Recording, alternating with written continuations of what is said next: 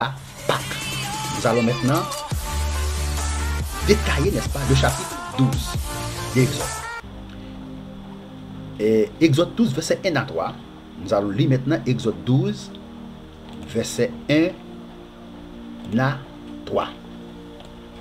Exode 12, verset 1 à 3. L'Éternel dit à Moïse et à Aaron dans le pays d'Égypte. Ouais, l'Éternel dit à Moïse et à Aaron dans le pays d'Égypte. Ce mois-ci sera pour vous le premier des mois, et il sera pour vous le premier des mois de l'année. Verset 3.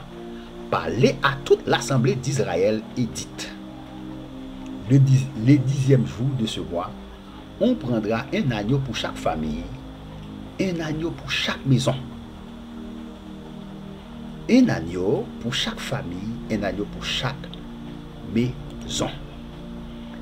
L'Éternel dit à Moïse et à Aaron dans le pays d'Égypte: pour chaque maison. L'Éternel dit à Moïse et à Aaron dans le pays d'Égypte: ce mois-ci sera pour vous le premier des mois, il sera pour vous le premier des mois de l'année. Parlez à toute la communauté d'Israël et dites: les 10 de ce mois, on prendra un agneau. Ok, ça c'est le temps de la Pâque. Exode 12, verset 1 à 3, parle du temps de la Pâque. L'Éternel dit à Moïse, à Aaron dans le pays d'Égypte: ce mois-ci sera pour vous le premier des mois. Il sera pour vous le premier des mois de l'année. Parlez à toute la communauté d'Israël et dites: les 10 de ce mois, on prendra un agneau. Cette partie parle du temps de la Pâque. Ok, du verset 4 à 6. On le prendra avec son plus proche voisin. Sans le nombre des personnes, vous compterez pour cet agneau d'après ce que chacun peut manger. Ce sera un agneau sans défaut, mâle. Âgé d'1 an, vous pourrez prendre un agneau ou un chevreau. Verset 6. Vous le garderez jusqu'au 14e jour de ce mois, et toute l'assemblée d'Israël l'immolera entre les deux soirs. Verset 4 à 6. La sélection de l'animal. Pour chaque famille, un agneau par maison.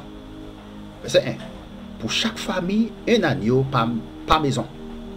Si la famille est trop peu nombreuse pour un agneau, on le prendra avec son voisin le plus proche de la maison. Selon le nombre des personnes, vous répartirez cet agneau des personnes. Vous répartirez cet agneau d'après ce que chacun peut manger. Ce sera un agneau sans défaut. Ouais. 3. Ce sera un agneau sans défaut. 4. Mâle. Pas femelle. 5. Âgé d'un an. 6. Vous pourrez prendre un agneau ou un chevreau. 7. Vous l'aurez en garde jusqu'au 14e jour de ce mois, et toute l'assemblée de la communauté d'Israël. 8. L'immolera entre les deux soirs. Maintenant, chapitre 12, verset 4 à 6, parle de la sélection de l'animal. La sélection de l'animal. Maintenant, continuons. Verset 7 à 11. Sur les deux poteaux et sur le linteau de la porte des maisons où on le mangera. Cette même nuit, on en mangera la chair. Rôtie au feu, on la mangera avec des pains sans levain et des herbes amères. Vous ne le mangerez point à demi-cuit et bouilli dans l'eau, mais il sera rôti au feu avec la tête, les jambes et l'intérieur. Vous n'en laisserez rien jusqu'au matin. Et s'il en reste quelque chose le matin, vous le boulerez au feu. Verset 11. Quand vous le mangerez, vous aurez vos reins sains, vos souliers aux pieds et votre bâton à la main. Et vous le mangerez à la hâte. C'est la Pâque de l'Éternel. Maintenant, du verset 7 à 11, parle du sacrifice de l'animal. On prendra de sang et l'on en mettra sur les deux poteaux et sur le linteau de la porte des maisons où cette même nuit, 2, on en mangera la chair. 3, on la mangera rôtie au feu. 4, avec des pains sans levain et des herbes amères. Vous ne le mangerez pas à demi-cuit, ni bouilli dans l'eau, mais il sera rôti au feu, la tête avec les pattes et les entrailles. 5, vous n'en laisserez rien jusqu'au matin, et s'il en reste quelque chose le matin. 6, vous le brûlerez au feu. 7, voici comment vous le mangerez. 1, une ceinture à vos reins. 2, vos sandales aux pieds et votre bâton à la main. 3, et vous le mangerez à la hâte. À la hâte avec rapidité. Maintenant, c'est là la Pâque de l'Éternel. Chapitre 12, la hâte avec rapidité. Maintenant, c'est là la Pâque de l'Éternel. Chapitre 12, verset 12 à 14. Continuons avec l'interprétation. Cette nuit-là, je passerai dans la maison d'Égypte, et je frapperai tous les premiers-nés du pays d'Égypte, depuis les hommes jusqu'aux animaux, et j'exercerai des jugements contre tous les dieux de l'Égypte. Je suis l'Éternel. Le sang vous servira de signe sur les maisons où vous serez. Je verrai le sang, et je passerai par-dessus vous. Et il n'y aura point de plaie qui vous détruise. Quand je frapperai le pays d'Égypte, vous conserverez le souvenir de ce jour. Et vous le célébrerez par une fête en l'honneur de l'Éternel. Vous le célébrerez comme une loi perpétuelle pour vos descendants. Verset 12. Explication du sacrifice. Cette nuit-là, je parcourrai le pays d'Égypte et je frapperai tous les premiers-nés du pays d'Égypte. Waouh! Depuis les hommes jusqu'au bétail. Et j'exercerai des jugements contre tous les dieux de l'Égypte. Je suis l'Éternel. Le sang vous servira de signe sur les maisons où vous serez. Je verrai le sang passerai au-dessus de vous. Et il n'y aura pas sur vous des fléaux destructeurs quand je frapperai le pays d'Égypte. Ce jour sera pour vous un souvenir. Et vous le célébrerez comme une prescription perpétuelle dans chaque génération. Explication du sacrifice, chapitre 12, verset 12 à 14. Pour continuer. Maintenant, du verset 21 jusqu'au verset 28. Maintenant, Moïse appela tous les anciens d'Israël et leur dit: allez prendre du bétail pour vos familles et l'immoler la Pâque. Vous prendrez ensuite un bouquet d'hysope. Vous le tremperez dans le sang qui sera dans le bassin, et vous toucherez le linteau et les 2 poteaux de la porte avec le sang qui sera dans le bassin. Nul de vous ne sortira de sa maison jusqu'au matin, quand l'Éternel passera pour frapper l'Égypte. Il verra le sang sur le linteau et sur les 2 poteaux. L'Éternel passera par-dessus la porte, et il ne permettra pas aux destructeurs. Il ne permettra pas aux destructeurs, ouais, c'est un ange destructeur, d'entrer dans vos maisons pour frapper. Vous observerez cela comme une loi pour vous et pour vos enfants à perpétuité. Quand vous serez entrés dans le pays que l'Éternel vous donnera selon sa promesse, vous observerez cet usage sacré.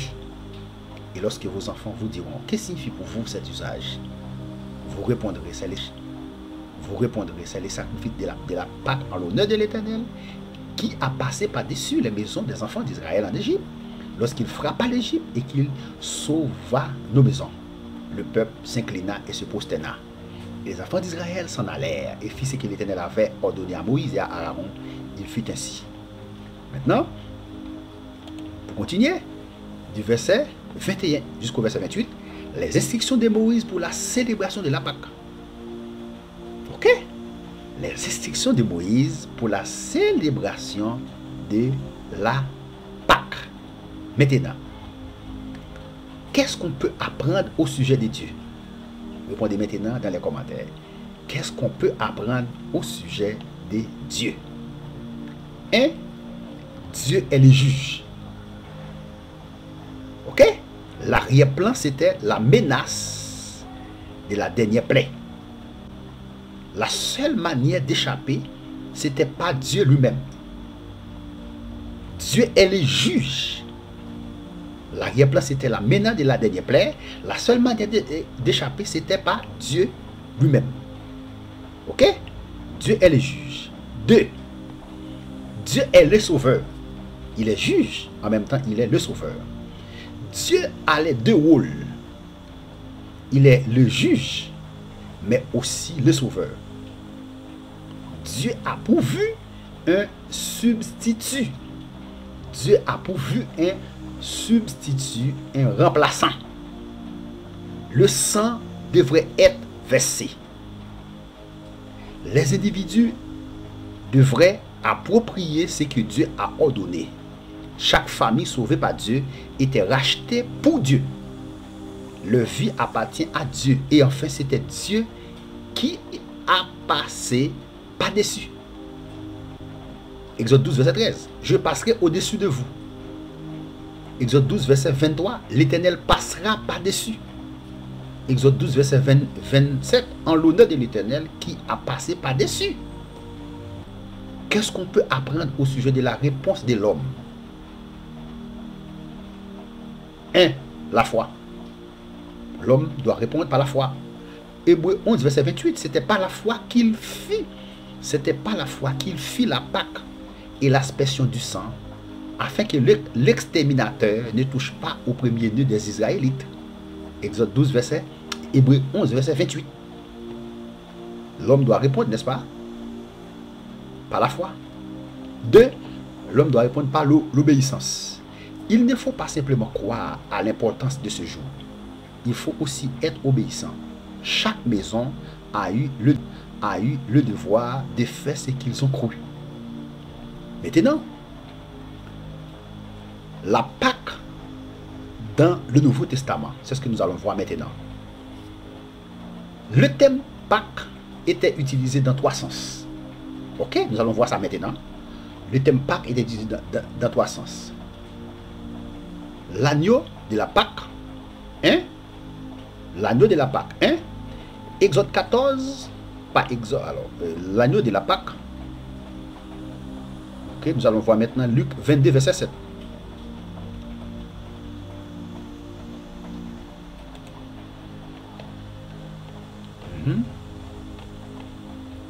Luc 22, verset 7.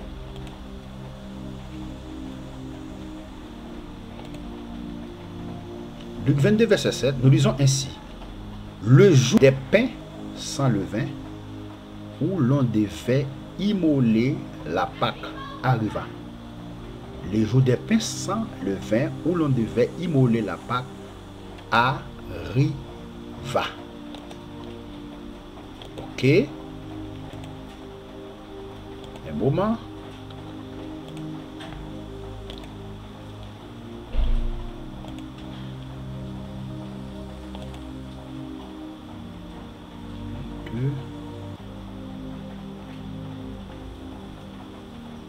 Exode 14, verset 12. N'est-ce pas là ce que nous te disions en Égypte? Laisse-nous servir les Égyptiens, car nous aimons mieux servir les Égyptiens que de mourir au désert. Nous disions en Égypte, laissez-nous servir les Égyptiens, car nous aimons mieux servir les Égyptiens que de mourir au désert. C'était la parole, n'est-ce pas, des Israélites. Ici, le thème Pâque était utilisé dans 3 sens. Le premier sens, l'agneau de la Pâque. Luc 22, verset 7. Le festin au cours duquel il était mangé. Matthieu 26, verset 19. Deuxième sens de la Pâque. Le festin au cours duquel il était mangé. Matthieu 26, verset 19. Ça, c'est le deuxième sens. Matthieu 26, verset 19. Les disciples firent ce que Jésus leur avait ordonné. Verset 19. Les disciples firent ce que... Matthieu 26, verset 19. Les disciples firent ce que Jésus leur avait ordonné. Verset 19. Les disciples firent ce que Jésus leur avait ordonné et ils préparaient la Pâque. Waouh! Le deuxième sens, ils préparaient la Pâque. Ouais, le festin au cours duquel il était mangé. Le festin. Et Marc 14, verset 16. Marc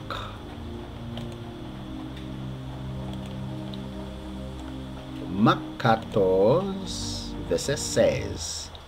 Les disciples partirent,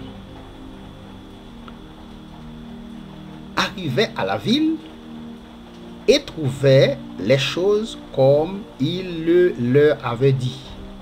Maintenant, il ne peut pas y aller à la Pâque ici, mais c'est le festin. Le festin au cours duquel il était mangé. Luc 22, verset 8.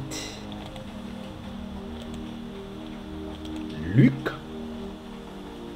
22, verset 8. Et Jésus envoya Pierre et Jean en disant: allez-vous préparer la Pâque? Allez-vous préparer la Pâque afin que nous la mangions? Allez-vous? Ouais, Jésus envoya Pierre et Jean en disant: allez-vous préparer la Pâque afin que nous la mangions? Afin que nous la mangions. Le deuxième sens ici, c'est le festin au cours duquel il était mangé. Allez-vous préparer la Pâque ici? Allez-vous préparer le festin? Le troisième sens est la fête de la Pâque dans son ensemble. Et la fête de la Pâque dans son ensemble. Luc 22, verset 1. Luc 22, verset 1. La fête des pains sans levain, appelée la Pâque, approchait. La fête des pains sans levain, appelée la Pâque, approchait. Pour continuer, Acte 12, verset 4. Acte des Apôtres, chapitre 12, verset 4. Après l'avoir saisi et jeté en prison, il le mit sous la garde des 4 escouades, des 4 soldats chacune, avec l'intention de le faire comparaître devant le peuple après la Pâque. Devant le peuple après la Pâque. Ici, la Pâque ici